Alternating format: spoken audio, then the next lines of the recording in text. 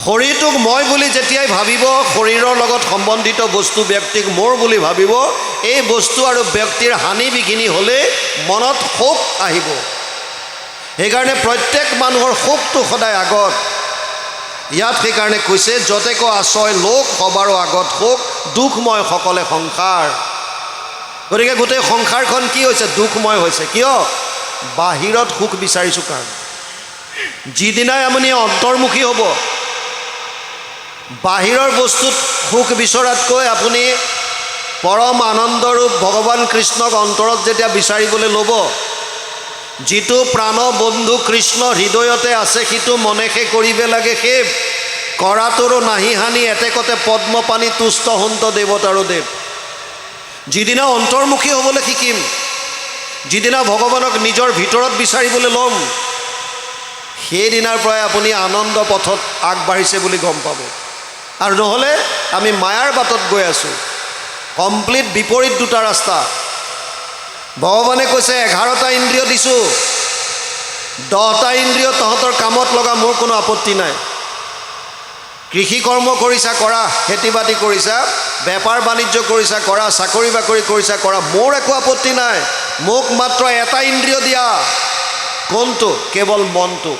মন মনা ভৱ মদ ভক্ত মধ্যাজি মাম নমস্কৰো মামে বৈশ্যসী সত্যম তে প্ৰতিজনে প্ৰিয়সীমে।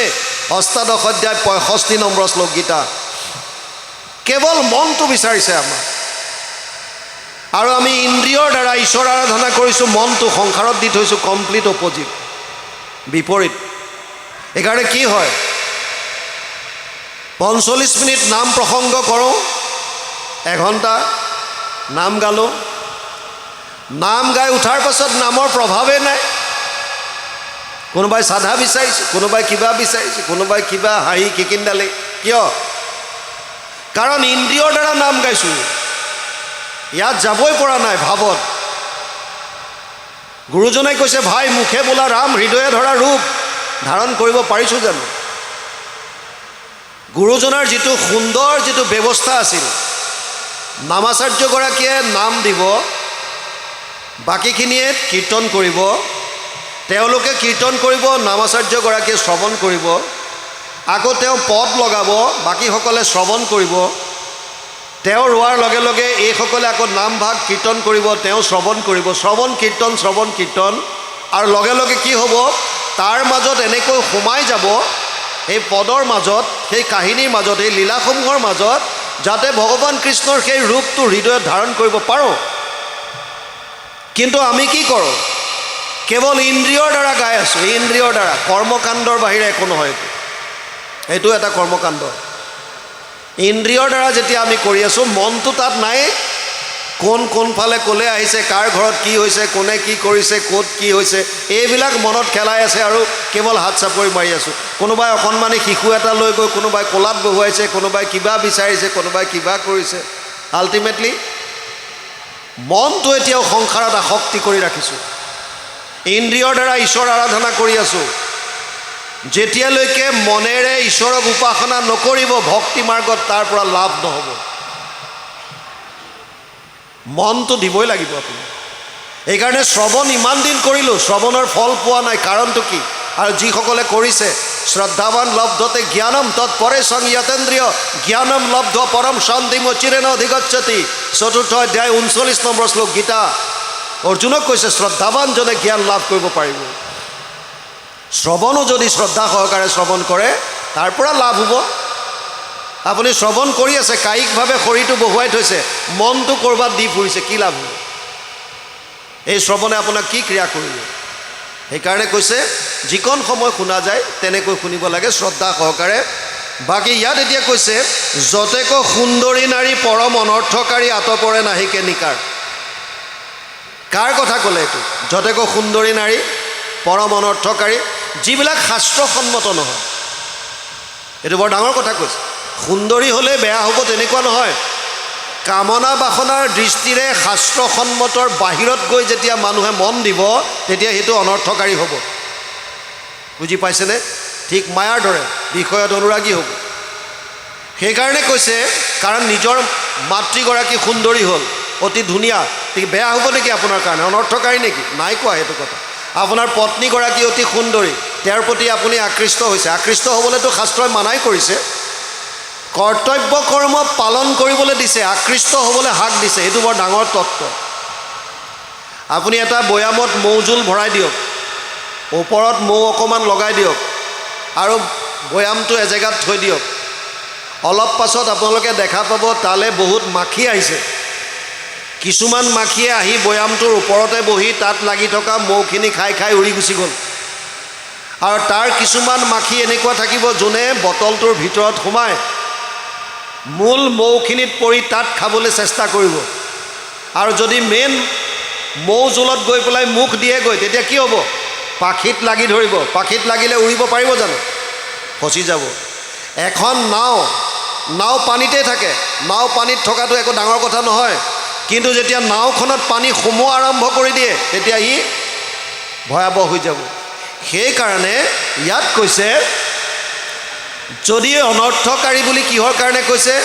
শাস্ত্ৰৰ সন্মত বাহিৰত গৈ কামনা বাসনাত যদি আসক্তি হৈছে, আৰু যদি নিজৰ কৰ্তব্যৰ ওপৰত গৈ পেলাই আসক্তি হৈ মোৰে পত্নী, মোৰে অমুক, মোৰে ছোৱালী, মোৰে অমুক, বাকী চব দুনিয়া ভাৰ মে যায়, মই খালি মোক এইকেইটা হ'লে হ'ল, এই আসক্তি যদি হয় তেতিয়া তেওঁলোকৰ হানি বিঘিনিত আপুনি বেছিকৈ কষ্ট পাব।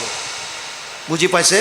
সেইকাৰণে ইয়াত বৰ সুন্দৰ কথা এটা এইটো ক'লে। তাৰ পাছত কৈছে, আনুযত মনোৰথ পৰম দুৰ্ঘোৰ পথ তথাপিতো তাতে মাত্ৰ ৰতি, যিটো আত্মা প্ৰিয়তম সুখৰ সাগৰদেৱ কদাচিতো টান্ত নাহি মতি।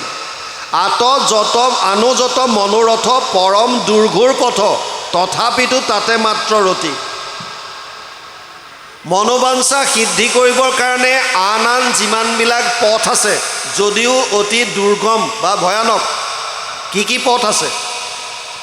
ভগৱানক পাবৰ কাৰণে, ভগৱান মানে আনন্দ প্ৰাপ্তিৰ কাৰণে 3টা মাৰ্গ আছে। বৈকুণ্ঠ প্ৰয়াণৰ প্ৰাক মুহূৰ্তত ভগৱান কৃষ্ণই উদ্ধৱক কৈছিল, হে উদ্ধৱ, যোগ ত্ৰয়ময়ী প্ৰোক্তা নৰনম শ্ৰেয় বিধিচ্ছয় জ্ঞানম কৰ্মম চ ভক্তিম চ না উপায় অন্যস্তি কুত্ৰাচিত। 11:20 একাদশ স্কন্ধ 20 অধ্যায় 6 নম্বৰ শ্লোক ভাগৱত। তাত কৈছে, হে উদ্ধৱ, মোক পাবৰ কাৰণে 3টা পথ আছে। কি? এটা হৈছে কৰ্মমাৰ্গ বা কৰ্মকাণ্ড, য'ত যাগ যজ্ঞ পূজা পাতল আদি কৰি মোৰ ওচৰলৈ আহিব পাৰে। সেইকাৰণে আপোনালোকক কোনোবাই যাগ যজ্ঞ নাই বুলি ক'লে এইটো বিশ্বাসনীয় নহয়। আছে, কিয় কৰিব নালাগে সেইটোক পিছত কৈছে ভগৱান কৃষ্ণই। যাগ যজ্ঞ পূজা পাতল এটা মাৰ্গ আছে, কৰ্মকাণ্ড ইন্দ্ৰিয় প্ৰধান। আনটো হৈছে জ্ঞান মাৰ্গ, য'ত নিৰ্গুণ নিৰাকাৰ ব্ৰহ্মক ধ্যান ধাৰণা সমাধিৰ দ্বাৰা পাবৰ কাৰণে চেষ্টা কৰে। আৰু তৃতীয়টো হৈছে ভক্তি মাৰ্গ। ভক্তি মাৰ্গৰ মূল তত্ত্বটোৱে হৈছে ভাৱ। ভাৱটোত কি আনিব লাগিব? সমস্ত ভূতত ব্যাপী আছো মই হৰি, সবাকো মানিবা তুমি বিষ্ণু বুদ্ধি কৰি। ভক্তি মাৰ্গৰ মূল তত্ত্বটো দৃষ্টিকোণ সলনি কৰিব লাগিব। অদ্বেষ্টা সৰ্বভূতানাম মৈত্ৰ কৰুণ এবচ নিৰ্মম নিৰহংকাৰ সম দুঃখ সুখ ক্ষমী। 12 অধ্যায় 13 নম্বৰ শ্লোক। সকলোৰে প্ৰতি অদ্বেষ ভাৱ, অদ্বেষ্টা সৰ্বভূতানাম, মৈত্ৰতাৰ ভাৱ। অদ্বেষ্টা সৰ্বভূতানাম মৈত্ৰ কৰুণ এবচ, কৰুণ ভাৱ। মই আৰু মোৰ বুলি অহংকাৰ নকৰা, যিটো পাইছোঁ চবতে সমান থকা, সম দুঃখ সুখ ক্ষমী আৰু ক্ষমাবন্ত হোৱা। এয়া হৈছে ভক্তি মাৰ্গৰ একোটা লক্ষণ। কৰ্মকাণ্ডত কি আছে? যাগ যজ্ঞ পূজা পাতল। যদিও 3টা মাৰ্গৰ কথা উদ্ধৱক কৈছে, ভালকৈ বুজি ল'ব। কৰ্ম মাৰ্গ, জ্ঞান মাৰ্গ, ভক্তি মাৰ্গ। যদিও 3টা মাৰ্গ আছে বুলি কৈছে ভগৱান কৃষ্ণই মোক পাবৰ কাৰণে, অৰ্থাৎ আনন্দ প্ৰাপ্তিৰ কাৰণে 3টা মাৰ্গ আছে, কিন্তু জ্ঞান কৰ্ম ভকতি কহিলো কৰি ভেদ, ভকতি পৰম তত্ত্ব দিলো পৰিচ্ছেদ। যদিও 3টা মাৰ্গ আছে, তথাপিতো মোৰ সিদ্ধান্ত এটা, এইটো হৈছে কেৱল ভক্তি। কিয়? অৰ্জুনকতো গীতাত সেইজন ভগৱানে কৈছে, সমু অহম সৰ্বভূতেষু নামে দেশ অস্থি না প্ৰিয়। 9ম অধ্যায় 29 নম্বৰ শ্লোক গীতা। হে অৰ্জুন, মই সকলোৰে কাৰণে সমান, মোৰ কাৰণে কোনো প্ৰিয় নাই, মোৰ কাৰণে কোনো দ্বেষ্য নাই, চব সমান মোৰ কাৰণে। যদি তোমাৰ কাৰণে চব সমান হয়, তেতিয়া 3টা মাৰ্গৰ ভিতৰত 2টা মাৰ্গ সাইড কৰি পেলাই তুমি এটাক প্ৰাধান্য কিয় দিলা? কাৰণ আছে। যাগ যজ্ঞ পূজা পাতল কৰাত প্ৰভু ভগৱন্তই বাধা দিয়া নাই। তেওঁ কোৱা কথাটো বুজক। তেওঁ কৈছে মন্ত্ৰচৈব পৰিজ্ঞাতম কৰ্মসুধীৰ মদৰ্পণম ধৰ্ম সম্পদতে ষডভি অধৰ্মস্য বিপৰ্যয়। 11, 21, 15 ভাগৱত একাদশ স্কন্ধ 21 অধ্যায় 15 নম্বৰ শ্লোকত ভগৱান কৃষ্ণই উদ্ধৱক কৈছে, হে উদ্ধৱ, যাগ যজ্ঞ পূজা পাতল কৰাত মোৰ আপত্তি নাই, কিন্তু ইয়াত 6টা বস্তুৰ শুদ্ধতা থাকিব লাগিব। কি 6টা? স্থান, কাল, পাত্ৰ, দ্ৰব্য, মন্ত্ৰ, ক্ৰিয়া। যদি ইয়াত ক'ৰবাত ছিদ্ৰ ৰৈ যায়, তেতিয়াহ'লে যাজকৰ বিপৰ্যয় ঘটিব পাৰে। যাজক কোন? সেৱকীসকল, যোনে কৰাইছে, তেওঁলোকৰ বিপৰ্যয় ঘটিব পাৰে যদি ক'ৰবাত খেলি মেলি লাগিল। স্থান,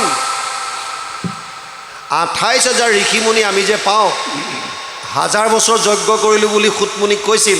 কৰিলোঁ হো যজ্ঞ 80 সহস্ৰ বছৰ, হোম ধূমে ধূম্ৰ বৰ্ণ ভৈলা কলেবৰ।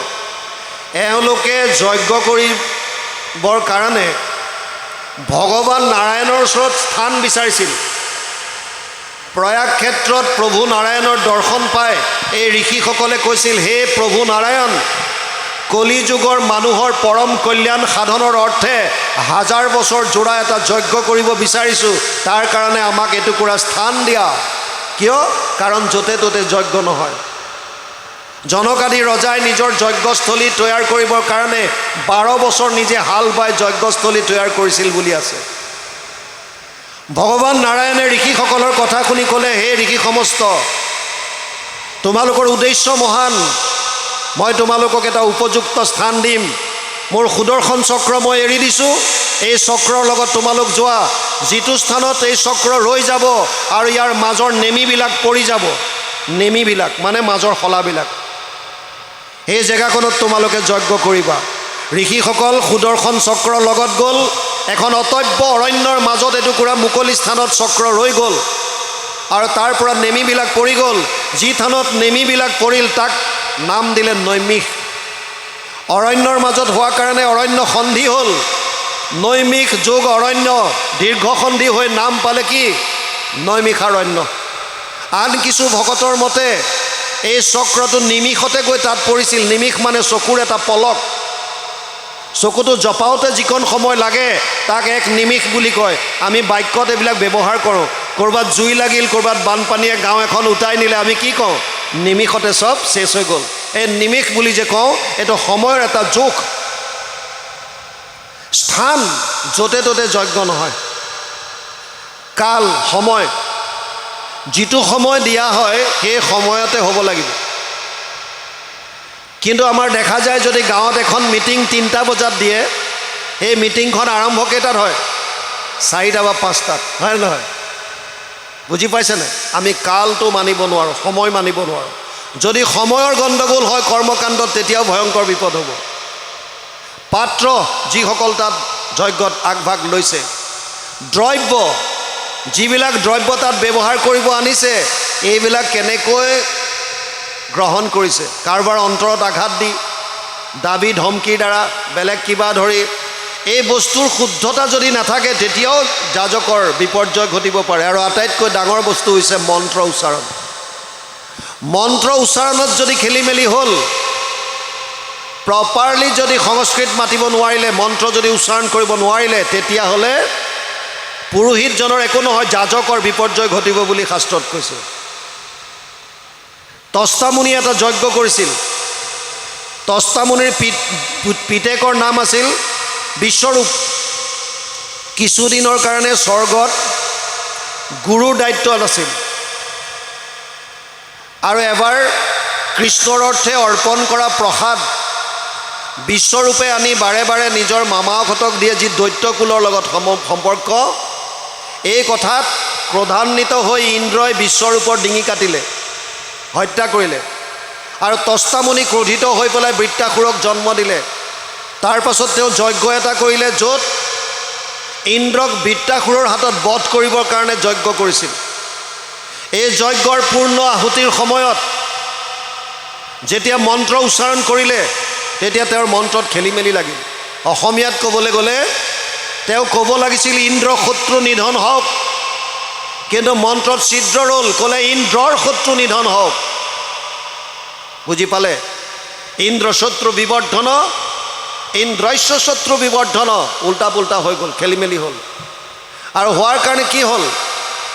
মন্ত্ৰত ছিদ্ৰ ৰোৱাৰ কাৰণেই ইন্দ্ৰৰ হাতত বৃত্তাসুৰ বধ হ'বলগীয়া হ'ল। যজ্ঞ পাতিছিল কিহৰ কাৰণে? বৃত্তাসুৰে ইন্দ্ৰক বধ কৰিবৰ কাৰণে, কিন্তু ডাইৰেক্ট উল্টা হ'ল। কিয়? ইন্দ্ৰৰ শত্ৰু নিধন হওক বুলি ক'লে। ইন্দ্ৰ শত্ৰু নিধন হওক ঠিক আছিল, ইন্দ্ৰৰ শত্ৰু মানে কমপ্লিট উল্টা। আৰু সেইকাৰণে ভাগৱতৰ আৰম্ভণিতে 28,000 ঋষিক দেখুৱাইছে, যিসকল বেদত প্ৰধান, 28 সহস্ৰ ঋষি বেদত প্ৰধান, তেওঁলোকে যজ্ঞ কৰিছে। কিমান কৰিলো যজ্ঞ 80 সহস্ৰ বছৰ, হোম ধুমে ধূম্ৰ বৰ্ণ ভৈলা কলেবৰ, যিটো কৰ্ম কৰোৱাত নাহিকে বিশ্বাস, আপোনাৰ আয়ুস কৰিলো ব্যৰ্থে নাশ। স্বীকাৰ কৰিছে, এয়া এলা পেচা নহয়। 28 সহস্ৰ ঋষি চব বেদজ্ঞ, তেওঁলোকে স্বীকাৰ কৰি থৈ গৈছে কৰ্মকাণ্ড ইমান সুবিধাজনক নহয়। জ্ঞান মাৰ্গত আহক। নিৰ্গুণ নিৰাকাৰ ব্ৰহ্মক উপাসনা কৰা। যিজন ঈশ্বৰৰ গুণৰ বিষয়ে নাজানে, আকাৰৰ কথা নাজানে, আপুনি কেনেকৈ উপাসনা কৰিব? শংকৰাচাৰ্যই কৈছিল জ্ঞান মাৰ্গত যাবৰ কাৰণে একেবাৰে কম 4টা বস্তুৰ কথা কৈছে। সম দম তিতিক্ষা উপৰতি। মনৰ ওপৰত সংযম 1 নম্বৰ অতি প্ৰয়োজনীয় বস্তু। জ্ঞান মাৰ্গত যাবৰ কাৰণে প্ৰথম আটাইতকৈ প্ৰয়োজনীয় বস্তুটো হৈছে মনৰ ওপৰত সংযম, সম। দ্বিতীয় হৈছে দম মানে ইন্দ্ৰিয়ৰ দমন। তৃতীয় তিতিক্ষা মানে সহনশীলতা গুণ। ৰ'দ বৰষুণ, গৰম ঠাণ্ডা, আপুনি ভোক ক্ষুধা তৃষ্ণা সববিলাক সহ্য কৰিব পাৰিব লাগিব, সহনশীলতা গুণ। ওপৰতি বিষয়ৰ ওপৰত উঠিব পৰা। এইকেইটা কোৱালিটি থাকিলে জ্ঞান মাৰ্গত এডমিশ্যন ল'ব পাৰে। তাকো সফল যে হ'ব তাৰ কোনো গেৰেণ্টি নাই। মই SSBত জইন কৰিছিলোঁ 92ত।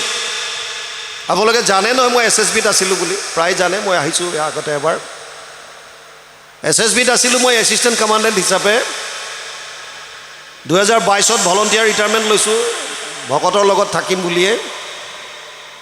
আৰু তেতিয়াৰ পৰা এনেকৈ ঘূৰি আছোঁ 22ৰ পৰাই।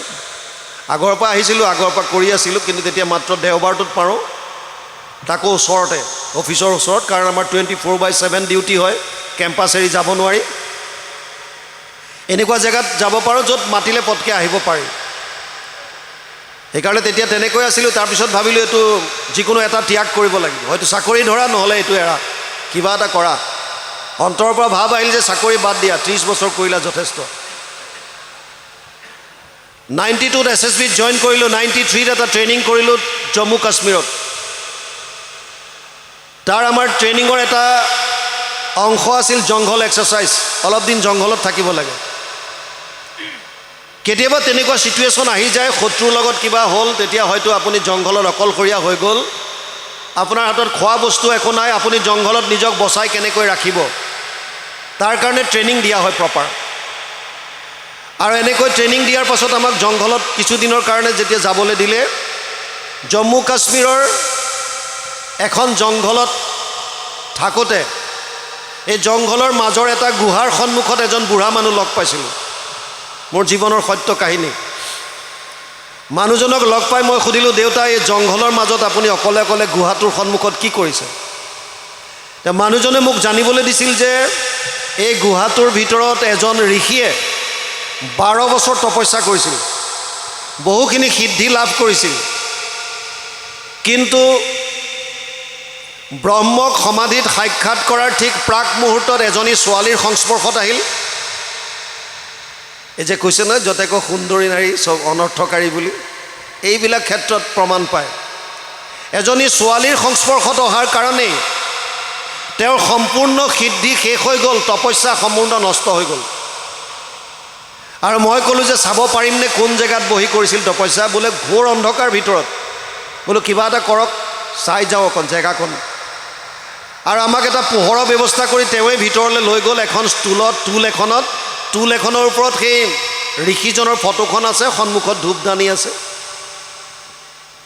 তাত তেওঁ কিবা ধূপ চুপ জ্বলাই থাকে।